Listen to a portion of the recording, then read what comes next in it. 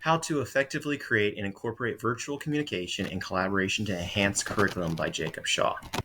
Traits of effective virtual communication fall into four main categories that we will look at in more detail. They are logistics, scope, etiquette, and engagement. First, I will discuss the logistics.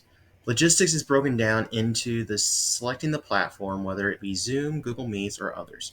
Should consider the ease of logging into the platform, how the platform performs with its bandwidth, what special features the platform has, the cost of the platform, and how many people it can host, and what sort of security capabilities it has. The host should be familiar with the platform's functions, provide a guide for the users to sign into the platform and use the features. They should also know the attendees' technology skills. Any guest speaker should know how to use the platform as well. While in the video, the host should reduce distractions from surrounding. A virtual background can reduce distractions from the surroundings as long as it is appropriate. Make sure the webcam is clean and not smudged for best video performance. Be sure to have proper lighting and wear proper attire for the meeting. Sound includes making sure the hardware is working. Does the microphone work? Make sure the mute feature is on to minimize feedback and background noise. Consider force muting all attendees when the host is speaking. Some platforms support closed caption in multiple language. If any attendees need this, consider the best platform for them. Scope begins with pre-planning and what the session's objectives are and what materials will the attendees need so you can provide it for them digitally or that they can print it off for use. Start with the most important topics first, when attendees are most engaged and are not fatigued. Consider if you want the attendees to have their webcams on or off. The length of the meeting should be planned out beforehand. Short meetings prevent screen fatigue as virtual format does not work well for all-day sessions. Attendees will get burned out during long sessions regardless of it being in-person or virtual. The suggested maximum duration is 2 to 3 hours, but there should be scheduled breaks throughout if you're going that long. When the attendance is less than 20 people, it leads to increased engagement and it is easier to facilitate. Etiquette comes from the host established session norms or rules to follow. Hold everyone accountable for being engaged and participating. Review the agenda at the beginning of the meeting and in long sessions inform attendees when there will be breaks.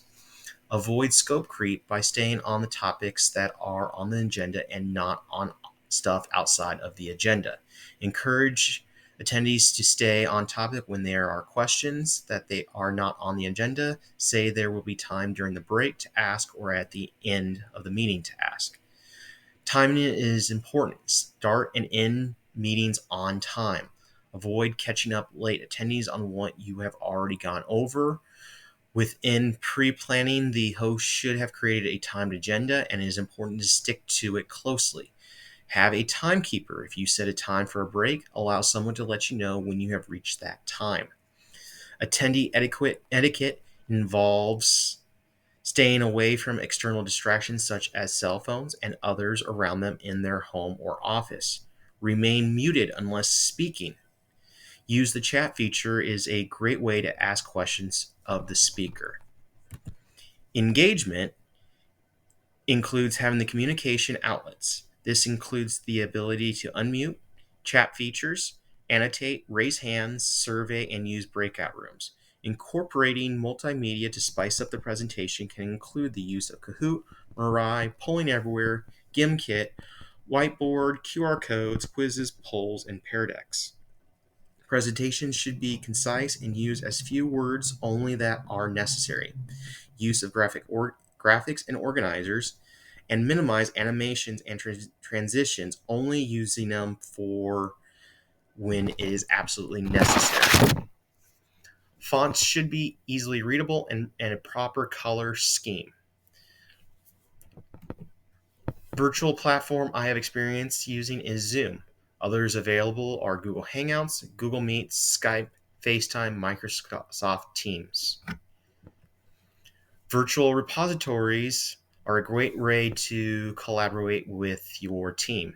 I use my physics team uses Canvas and a designated physics team repository class was created for all physics teachers to create and share modules, quizzes, pages, and assignments, with the original documents also being found in either Google Drive or Dropbox that we all have access to our team stuff.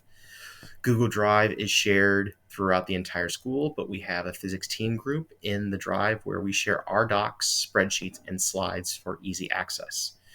Dropbox is where we store all our Word and Google Docs based on the modules of the curriculum and level of physics.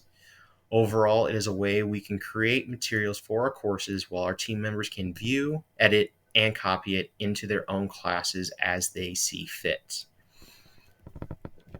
Virtual repositories of information for students include Web 2.0 tools such as teacher-created and moderated wikis or blogs for students to write their thoughts on a topic for their class. Teacher can create and invite students to share a Google Classroom folder to upload their Google Docs documents into it. And that concludes my presentation on effective virtual communication and collaboration.